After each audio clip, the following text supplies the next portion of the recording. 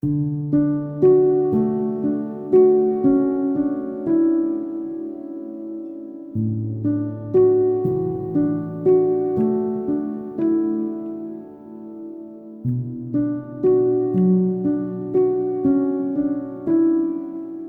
stories, a central theme, a lesson to be learned.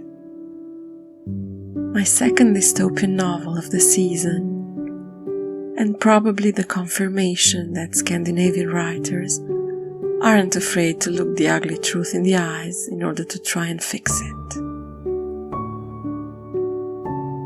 The History of Bees is Maja Lunde's most famous novel, published in Norway in 2015, and the first in her climate quartet, along with The End of the Ocean, The Last Wild Horses, and The Dream of a Tree. The story has three strands that connect past, present, and future around the activity of beekeepers. In 1852 England, we meet William, a biologist and seed merchant who decides to build a new type of hive in order to facilitate beekeeping. In 2007 United States, we follow a father and son story of fighting against modern farming and the destruction of entire bee colonies.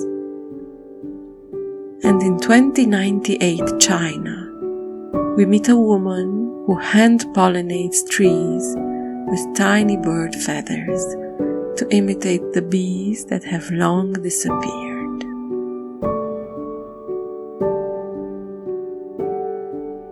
The story seems simplistic at times.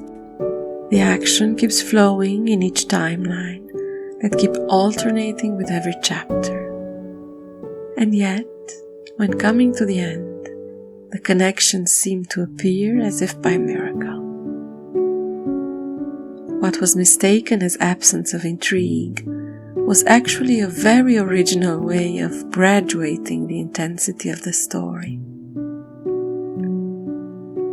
I enjoyed not only following the meanings, but also observing the writing style of a Norwegian author that has proven her value over time.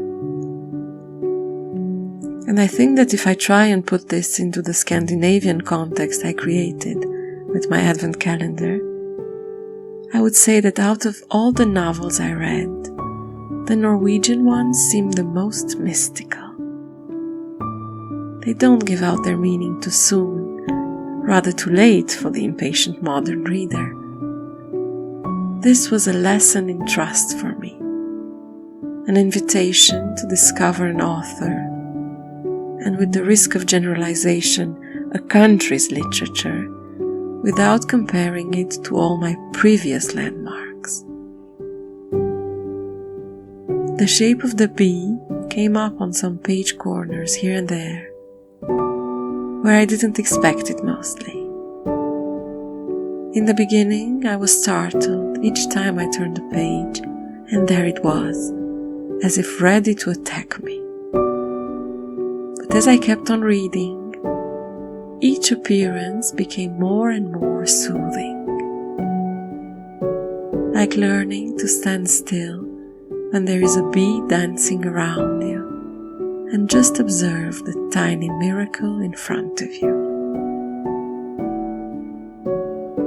A novel that joins suspense and meaning to make us come out a little wiser on the other side. Like the character of Tao in this quote. Without knowledge, we're nothing. Without knowledge, we're animals. After that, I became more focused. I didn't want to learn solely for the sake of learning. I wanted to learn to understand. Until tomorrow, keep buzzing.